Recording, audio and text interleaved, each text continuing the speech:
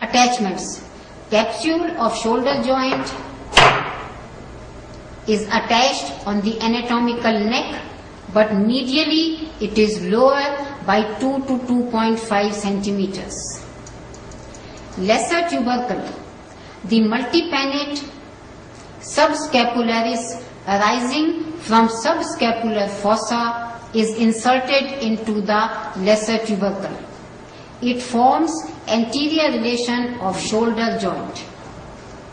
Greater tubercle, it has 3 distinct areas. Upper one is for supraspinatus, from supraspinous fossa of scapula. Middle one is for infraspinatus, and lowest is for attachment of teres minor from lateral border of scapula. 4 muscles keep large head of humerus in position during the movements of shoulder joint. Intertubercular sulcus.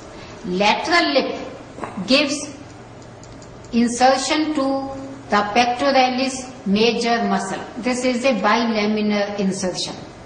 Medial lip gives attachment to teres major, and floor is the attachment of big latissimus dorsi. The mnemonic is lady between 2 majors. Deltoid tuberosity provides insertion of deltoid muscle. The intermuscular tendons of acromial fibers of muscle are attached here. Medial border in its middle gives attachment to coracobrachialis, representing the medial compartment of upper arm.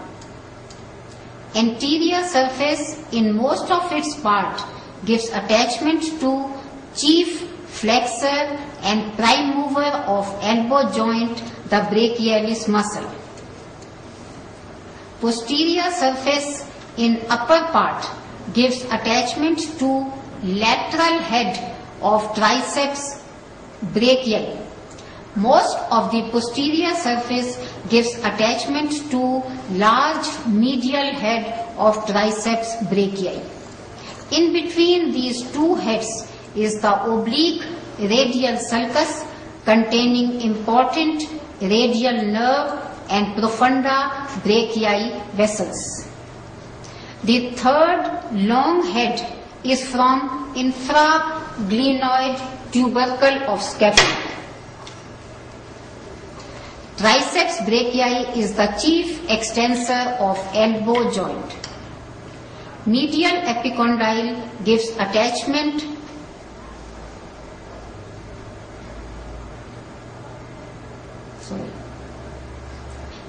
Lateral epicondyle gives attachment to common extensor origin for superficial extensors of wrist joint.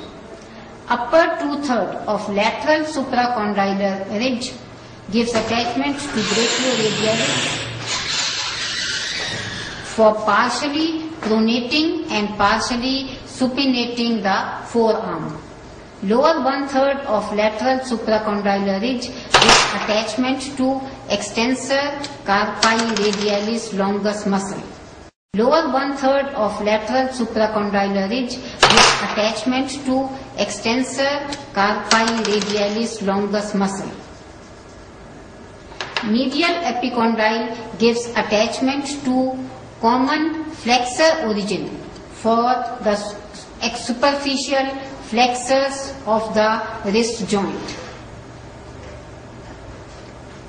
Into the radial fossa fits the margin of head of radius during flexion of elbow joint. Show it on the skeleton. Skeleton में दिखा दूँ?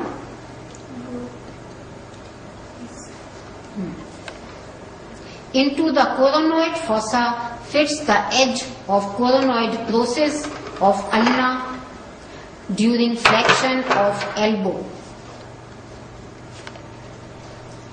Into the olecranon fossa fits the olecranon process of ulna during extension of elbow joint.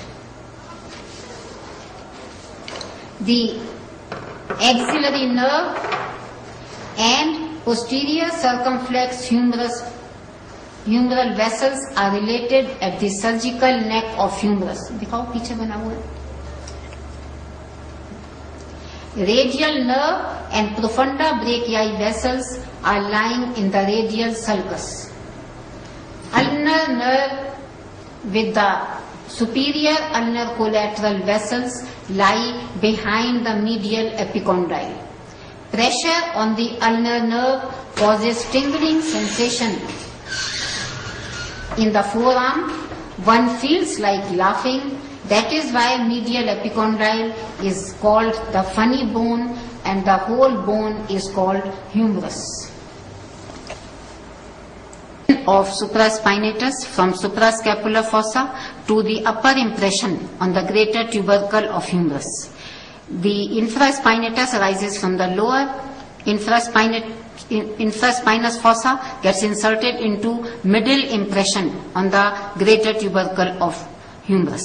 The teres minor arising from the lateral border with a gap gets inserted into the lowest impression on the greater tubercle. The subscapularis muscle arising from the costal aspect of scapula passes anterior to the shoulder joint and gets inserted into the lesser tubercle of the humerus. Four muscles, the supraspinatus, infraspinatus, teres minor and subscapularis, get fused with the capsule of the shoulder joint and form the musculotendinous cuff of the shoulder. It is also known as the rotator cuff. Figure shows the origin of brachialis muscle from the anterolateral and anteromedial surfaces of the humerus. It passes in front of the elbow joint and gets inserted into the anterior aspect of the coronoid process of the ulna.